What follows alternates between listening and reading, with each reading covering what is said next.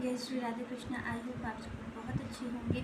चलिए, एक बार अर्जुन ने पूछा कि जो आपकी सेवा में सदैव तत्पर रहते हैं। एक बार अर्जुन ने श्री कृष्ण भगवान से पूछा कि जो आपकी सेवा में सदैव तत्पर रहते हैं या जो अव्यक्त निर्विषय ब्रह्मा की पूजा करते हैं, इन दोनों में से किसे अधिक पूर्ण सिद्ध माना जाए। तो भगवान से यहाँ पूछा अर्जुन ने कि आपकी जो पूजा करते हैं और जो आप में मतलब श्रद्धा रखते हैं, जो एक निराकार है, जो साकार है, उसमें सिद्ध किसको माना जाए। तो भगवान ने यहाँ पर भक्ति योग में अर्जुन ने पूछा है कृष्ण से। तो यहाँ पर भगवान क्या कहते हैं? भगवान यहाँ पर कहते हैं कि श्री भगवान ने कहा कि जो लोग अपने मन को मेरे में साकार रूप में एकाग्र करते हैं और अत्यंत श्रद्धापूर्वक मेरी पूजा करने में सदैव लगे रहते हैं, वे मेरे द्वारा परम सिद्ध माने जाते हैं। तो यहाँ पर भगवान ने कहा कि जो मेरी पूजा करते हैं, जो मेरी साकार रूप में पूजा करते हैं, उन्हें मैं परम सिद्ध मानता हूँ।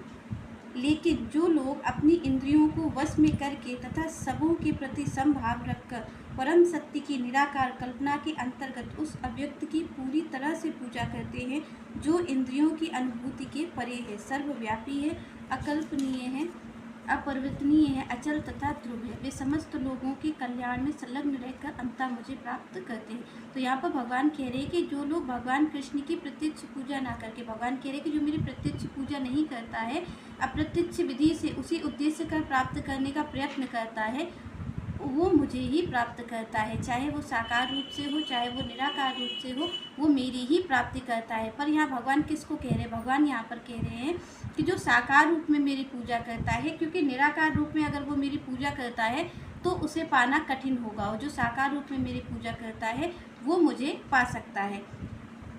पर आगे भगवान क्या कहते हैं कि जिन लोगों के मन में परमेश्वर के अव्यक्त निराकार स्वरूप के प्रति आसक्ति है, उनके लिए प्रगति कर पाना अत्यंत कष्टप्रद है। देहधारियों के लिए उस क्षेत्र में प्रगति कर पाना सदैव दुष्कर होता है। तो यहाँ पर भगवान क्या कहते हैं कि जो लोग ये सोचते हैं कि निराकार रूप में मुझे पा सकते हैं, उनके लिए ये बहुत ही दुष्कर है, क्योंकि यहाँ पर आपके लिए बहुत कष्टप्रद होगा अगर आप निराकार रूप में भगवान को पाना चाहते हैं।